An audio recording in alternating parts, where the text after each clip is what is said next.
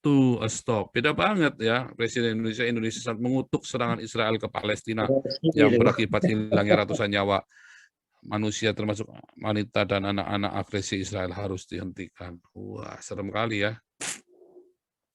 Beda banget ya antara Jokowi sama ini. Tetapi kalau balik lagi kemarin ya, nanti saya tunjukkan ya.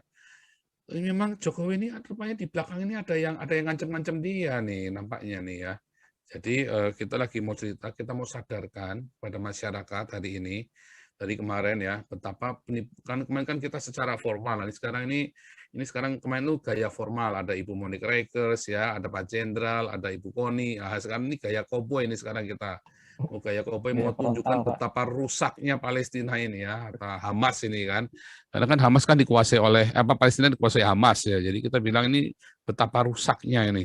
Ya, kasihan ya banyak pengungsi-pengungsi yang kemari loh karena mereka nggak cocok dengan Hamas. Banyak lari kemari karena mereka udah nggak bakal damai, bilang wah nggak bakal damai. Mereka lari kemari. Wah, saya banyak ketemu mereka ya di sini ya. Orang-orang Palestina ini, wah nggak bakal damai, ini kacau nih, nggak bakal sampai selesai. Sampai Hamas yang pegang. Mau pulang, kenapa nggak pulang? Ya perang dong, ngapain? Nggak bakal menang. Dia bilang nggak bakal menang, ini orang gila. Kalau orang Fatah, dia pasti menang karena diplomasi. Makanya dapat wilayah. Dapat wilayah itu bukan gara-gara Hamas, mereka dapat wilayah gara-gara orang Fatah, karena diplomasi. Mereka bisa punya wilayah sendiri, mereka bisa dan diakui, punya wilayah sendiri yang diakui, ya kan? Nah itu yang benar. Oke, kita lanjut dulu nih. Siregar, silakan Siregar. Lanjut.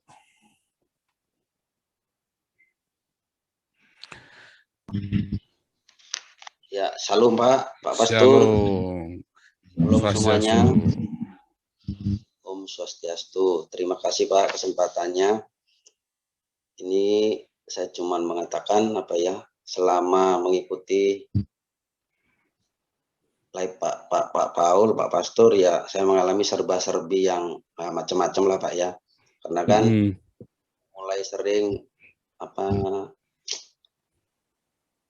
bukan posting ya, kayak komentar di berbagai YouTube gitu segala macam. Terus rata saya bilang saya mendukung Nabi ke-26 yang terus menyuarakan agar Pancasila tegak di Indonesia. Itu macam-macam Pak tanggapannya, dari yang setuju, dari yang macam-macam, pokoknya sampai ada yang bilang, wah dasar mulutmu itu penuh tai kata. Kasihan amat Pak. Saya jahat amat. Biarin aja. Menista Pancasila itu. Tapi ya nggak apa-apa. Setidaknya kan ada yang tahu, ada yang sedikit, ada juga banyak juga sih yang mendukung segala macam. Terus dan saya juga masih terus percaya Pancasila pasti akan tegak di Indonesia agar keadilan, kemakmuran bisa menjadi bagian rakyat Indonesia. Itu serba-serbi mengikuti Pak Paul. Kalau yang mengikuti sekarang yang kita bahas mengenai Palestina atau Israel, saya sih cuma bilang begini ya Pak. Indonesia itu harusnya mencontoh atau berusaha untuk menjadi negara yang mau belajar, mau mengintrospeksi diri, maksudnya pemimpin kita, pemimpin negara kita contoh lah. Israel itu yang mempunyai kemauan keras, keberanian pemimpinnya yang melindungi rakyat, bangsa, negaranya, bahkan wilayahnya dari segala macam bahaya yang sekarang sedang terjadi di sana. Saya terus terang rindu sekali Pak punya pemimpin yang berani, kuat, tegas, dan dia melindungi segenap bangsa dan tanah airnya seperti yang sering diberi pelajaran oleh Pak Jenderal, menjadi pemimpin yang negarawan yang benar-benar melindungi rakyatnya. Jadi di sini saya lihat ya, terlepas dari orang-orang pro dan kontra masalah yang terjadi sekarang, saya rindu sekali punya pemimpin yang berani, tegas.